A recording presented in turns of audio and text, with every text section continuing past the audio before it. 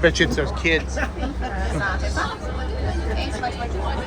Hello friends, my name is Sandy. I'm going to be your safari guide out here at the Harambe Wildlife Reserve. Just a few safety reminders before we head on out. Make sure you stay seated for me at all times. Now this does include any small children that you may have. They are more than welcome to sit on your lap or on one of the outside seats. That is where they're going to be seeing best. So make sure they stay on that seat or on that lap. Do not be passing them back and forth across the row. Do not hold them up in the air. They need to stay exactly where they are. But also make sure everyone keeps those hands, arms, feet, and legs inside the truck for me as well. Now if you take a quick look right above your heads, you're going to find that animal spotting guide to help you. We may not necessarily find all of those animals while we are out there today, but we do normally have some pretty good luck. We might even be able to find some animals that aren't even on that animal spotting guide yet. We're not going to be able to stop for all of the animals though, so if you do plan on taking some pictures, I recommend to have your cameras at an action or a sports setting. Like I said, we can't stop for everybody, and the animals don't always stop for us either. When we do stop though, it's going to be only for a few moments. Once again, make sure you're staying seated whether we're moving or not, and everything will be fine. Now it is pretty bumpy out there, so if you have anything that you deem valuable, make sure you have a tight grip on those items. If anything were to fall outside of this truck, I am unable to stop and get it for you. I can call it the warden know. They're going to try to retrieve it, but at that point an animal's probably going to have found it, and it will not be returned to you in the condition in which you left it. So we're starting our journey here today in Little Cherry Forest, and the keyword here is forest. The animals that live here do like to blend into their surroundings. Sometimes they can be a little bit harder to see, but apparently a couple of them already would like to prove me wrong, because that is what they do best, and they are very good at it. Okie dokie. So let's actually go over here on your right hand side first. We're going to start with that okapi. They do that black and white stripe pattern on their legs and back hand side, so a lot of people believe they're related to the zebra. However, they're actually the only known living relative to the giraffe. Very shy and timid creatures though, so shy in fact they were not discovered by the Western world in 1901. Still hanging out here on your right side, we also have that bongo, nicknamed the ghost of the forest. Their horns go to backwards slant. That helps them run through the bushes super quick, within seconds. The tall tan ones on your left side are greater kudu. Those are the second tallest antelope species in the world, standing just under 6 feet tall. Those ones were female. We can tell that by simple fact they didn't have any horns on their head. And then on the hillside directly in front of us, there's a larger black and white bird up there. That's a saddle-billed stork, named from the saddle-billed shape they have on their face. They stand about 5 feet tall. They have a wingspan about 9 feet across. They're definitely not one of the smaller birds around the world. But they are non-vocal. They're going to communicate with each other by rattling their bills together. So you can always tell females, males apart. Females are going to have bright yellow eyes, while males will have more of a brownish, blackish tint. As we make this turn here, we're going to look up into the hillside on our left. There's a very large black rhino hanging out the top there. Unfortunately, there's fewer than 5,000 black rhinos left in the entire world, made of poaching for their horns. Everyone's thought to have a medicinal value, but we have found out they're just made out of the same things you can find in your fingernails and your hair. Unfortunately, though, that message has not made its way all the way across the globe yet, so they are still heavily poached. So we're hoping the more people that we can educate, eventually the more rhinos we can end up saving. Absolutely, after all. Now that's a couple different animals in one area. We're going to head on out of the forest though, make our way on over towards Stocky River. You can find that direction. They don't have as many trees to hide behind, so sometimes it's a little bit easier to find something over there. That wasn't too bad. Definitely qualified as a success today. Let's go to the river house for us. This is going to be like walking through Jurassic Park. Make our way just around the riverbed here. See what kind of animals we can find over here today. Look at you girls. There we go. Hello.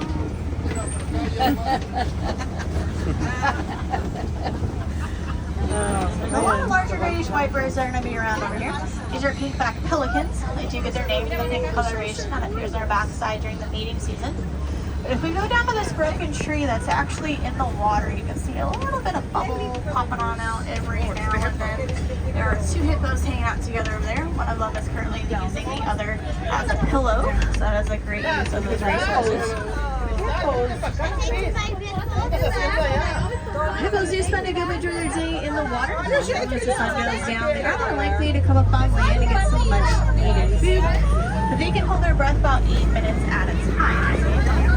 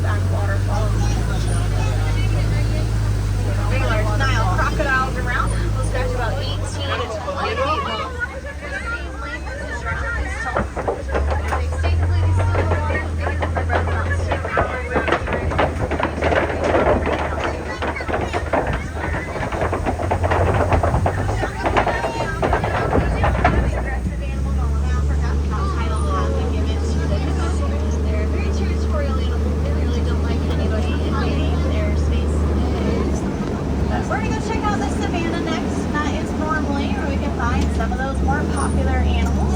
But they're pretty active right now, making their way through the area. Now we all have some really great views while we're down that way today. First, make a quick little pass by a very large tree that's coming up over here on our right side. Called the baobab tree. Its nickname, however, is the upside down tree. It kind of just looks like it has a drip down up in the air. But they will leave this for about 9 months out of the year. They're going to hold all of the water they need in those trucks of theirs. It'll easily be about 10,000 gallons.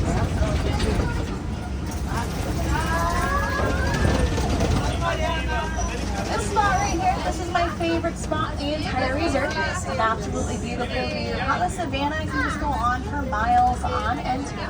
The Savannah is molded by the animals that live here. The elephants are going to come on through. They're going to knock down all of the dead trees. They're the bulldozers. The giraffes are the living trees. They're going to make them all the exact same level. They're the pruners. And as the antelope come on by, they're going to mow the grass just like the family apartments mountain zebras over here is going to do. We can tell these ones are mountain. They will have that extra skin flap that hangs down from their neck. It's called a dewlap. Smaller groups are normal for the subspecies. Only one adult male and a couple adult females or calves if they have any. As long as a dazzle. But it has finally been decided that most zebra species are black with white stripes. You can tell by their noses. The younger they are, a little bit more brown coloration on them from that black they in their lifetime. This one in particular has a lot of brown on them, but that's just because we've been rolling around in the dirt today. So not doing too bad. I've seen a couple other animals around, and a few of them actually aren't too far away from the road right now.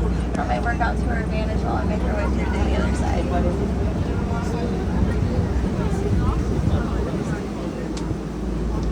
This one's a little bit tricky just because we are hanging out in the shade. But if you go to that farthest back tree that's like right in the middle of the large rock. Oh, there's a dog. Yep, I see him.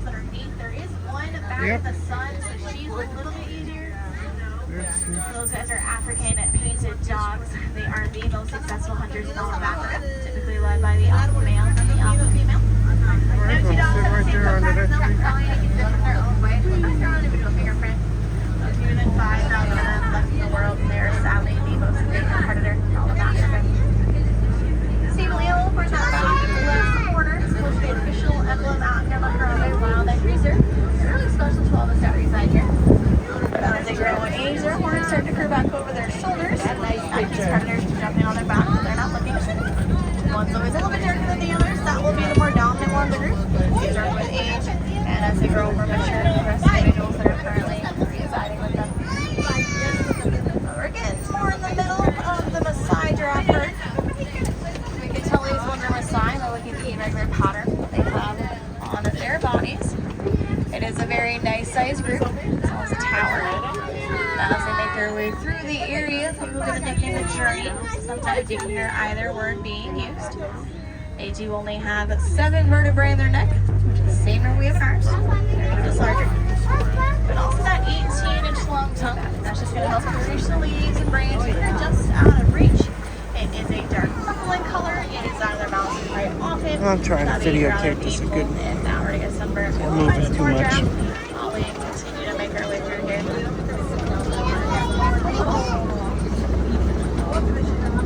Hanging out with one giraffe in particular out here on our right side. We're going to find a very tall tan animal. That is an eland. That's the tallest antelope species in the world. Standing 6 feet at the shoulders. That one is the male. They can get closer to 2,000 pounds of pure muscle. But they can still jump 8 feet up into the air from a complete standstill. They could jump into this truck if they wanted to. It has never happened. We hope it never does. It'd be a very scary day indeed. We love them, but too close for comfort. So there are lots of things out here in this farther back field. They got a lot more giraffe. There's some small little tan guys back there. Those are little springbok. They can jump 6 feet up in the air and 13 feet across. They're only 3 feet tall though, so they're very good. The bighorn guys are in Collie cattle. They're also known as the Watusi cattle. Named after Watusi tribe that first domesticated them. Their horns are not heavy, they're actually hollow. They have a honeycomb structure on the inside that acts like a cooling system for them. It's about 3 to 4 feet in length. And then there's also some wildebeest at the very top of the hill. They participate in the greatest migrations in the world, as well as the Great Migration. Researchers were able to find one group that consisted of 2.8 million wildebeest. They're actually the second most populated mammal.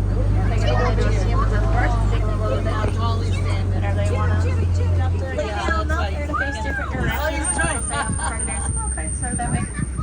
So we're just wrapping around that palm frond, taking it down.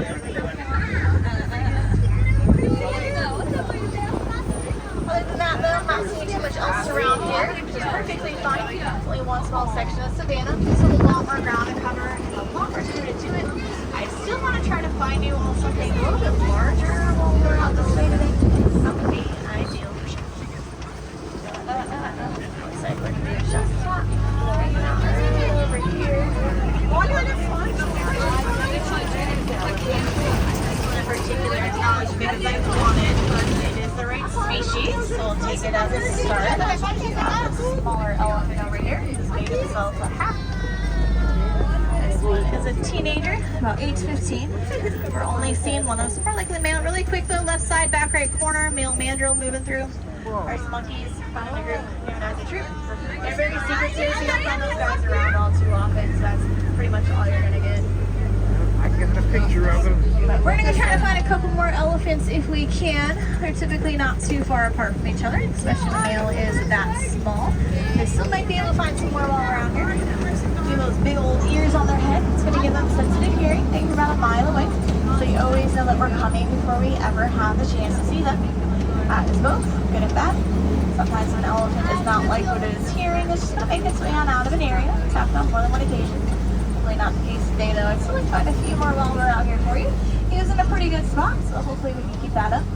We'll head on over to the red clay pit. It's usually a pretty popular spot for elephants out here on the reserve, so hopefully we can have some good luck over there today.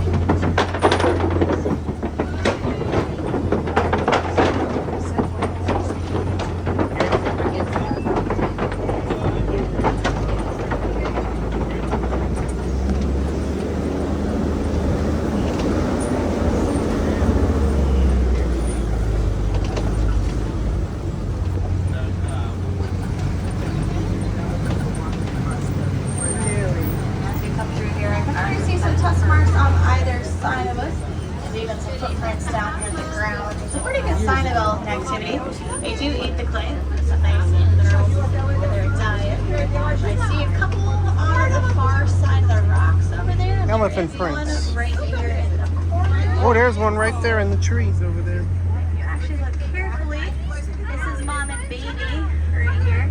Baby is right in front of her legs. She's fairly tiny, but they're working on it. There he is.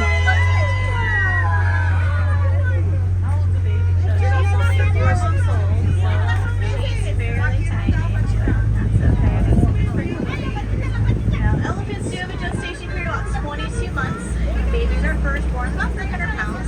Although big its own sale is closer to 15,000. So we got plenty of room to get all nice and big. Every now and then you do find juvenile females. You're going to take care of the little ones. They're kind of like a babysitter for her. That way they're ready to take care of their own young when the time does come. And it also gives mom back there a little bit of a break, which I'm sure she definitely enjoys.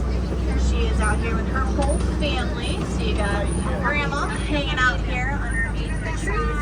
And then you got some aunties in the area as well. The warmer it gets out here, the more likely we will find elephants flapping their ears around. It is a cooling technique that they use.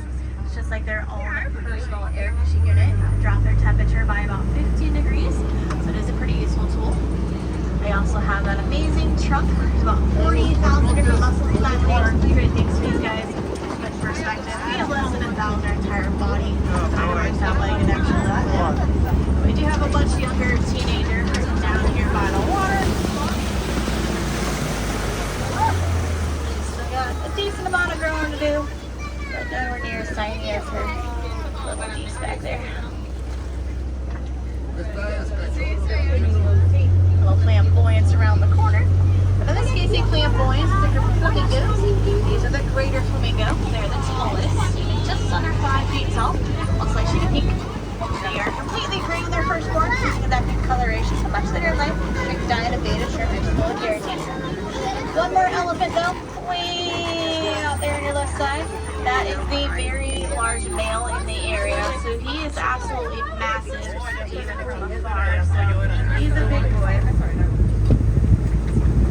Wow, looks like we've even got some dirt on our lap today. I get one more look at him over here since he is on the move.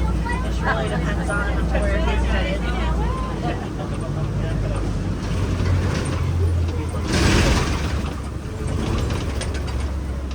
There he is. Some white rhinos taking a power nap over here on our left side. White rhinos are very large, they're about 5,000 pounds. Because of the black rhino that we were able to find earlier, about 3,000. All rhino species do have a little bit of they only need about 3 to 4 feet back of them. So they definitely rely on that sense of hearing and smell to make up for it. Because of the lack of it, they do easily get spooked. So typically you want to go a little bit about 35 miles an hour.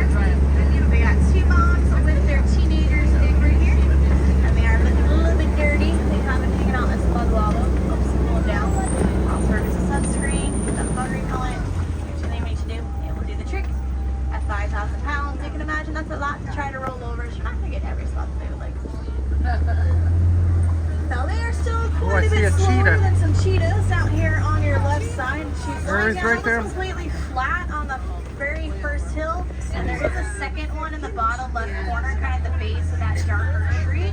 That one's got a little bit of sun on it, so that one might be a little bit easier. I'll see if I can maybe find some more. Cheetahs are the fastest animals in the world. They're about 65 to 70 miles an hour if they're liquid themselves. They're more of a daytime predator though. They only weigh about 100 pounds. One of their cousins is sort of more active during the evening hours. One of the very few big cats do not roar. They purr, make a chirping noise. Oh, there's some right there. It's rare to find a group of them. But when we do, it's also a coalition. A good majority of the time they are related to each other one way or another. Those ones are just inside the trees. Those are the tricky ones. When they have their back to you, they do actually have this dark streak right along their spine. That does help them blend into the shadows a little bit more. But they're really excited that we're coming through cat territory for a little bit. So let's shoot the strong information over here. Looks like somebody just woke up from his nap. Very far edge of the rock here. Oh, there he is. Got the male lion. Lions do sleep on average 18 to 20 hours a day and back down. So if I had to get a slight down, female probably moved away from him and he's like, where'd you go? They are awake through the day. See exactly like we do. Once the sun has set, they do have that nighttime. They can reset their looks like that female actually didn't move, so something must have caught his attention. And the lion, this female, would be more the hunter. The male's more the protector. He stays behind her as part of babysits. Other girls are going to head on out and get some much needed food. But views of lion jungle getting really hard to do nowadays. We have lost 50% world lion population the last 25 years. Down to 20,000 out of the 200,000 that we had about a century ago. So it's not exactly an ideal situation due to habitat loss and unfortunately. Large burrows through here. Sometimes we find some wart hogs around. They do blend in quite a bit, but they're back in the sun. If you go behind the big tree in the middle, that's almost directly across from me. They're lying back there. Well, Looks there like you they go playing in the mud as well. They kind of make a little triangle with their back ends in. Yeah, the large burrowing animals find a group known as the sounder. They don't really sleep in their burrows, though. They sleep in until 5 hours. These predators away from them while they're sleeping. There's also an ostrich around over here on your right side. Oh, there he goes. Just enough, as I mentioned her, back there in the corner. There's the birds. They can't fly. About to make up for they do reach speeds about 40 miles an hour. That one is a female. We can tell that because she's got gray feathers and not jet black like the male's gonna have. But she did actually leave us some presents. You can go down this little side road over here on your right, go about halfway back in the grass. Some very large eggs out there. Eggs are about 3 pounds a piece. Very, very sturdy. And they weigh about 300 pounds. So one of those eggs will not break. You won't even get a scratch on it. But one ostrich is the equivalent of about 2 dozen chicken eggs.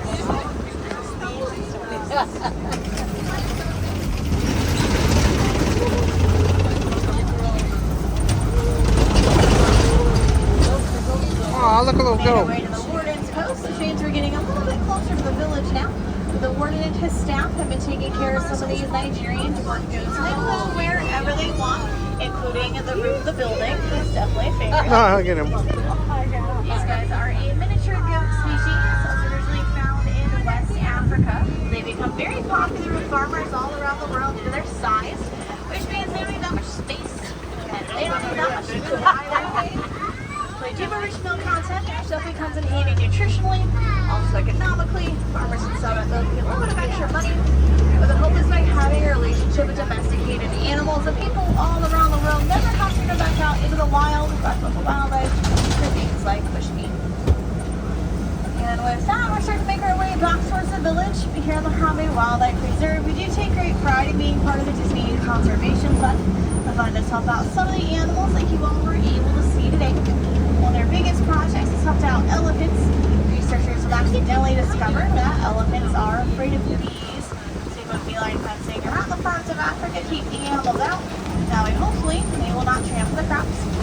It is a win-win situation. Unfortunately, if the animals were to get too close to villagers, they end up poaching them. And hopefully, it would stop that.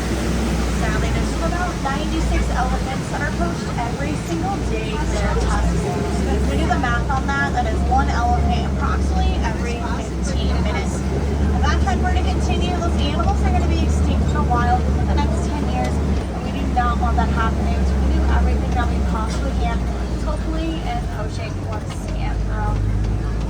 My friends, go start checking your rows for me really quick. Make sure That's a you sad have everything that you came statistic. in. That Cell means phones, one elephant was keys, killed wallets, while we were magic looking things. at the Don't leave elephants behind in this people video. already back here if you do happen to forget something with me.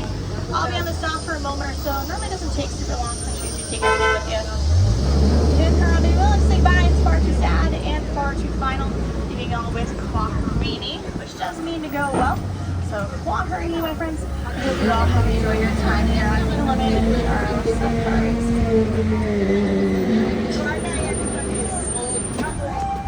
Alright, watch those hands, arms, feet, legs, doors are sliding open. Watch, sit down, and have a great day, everybody.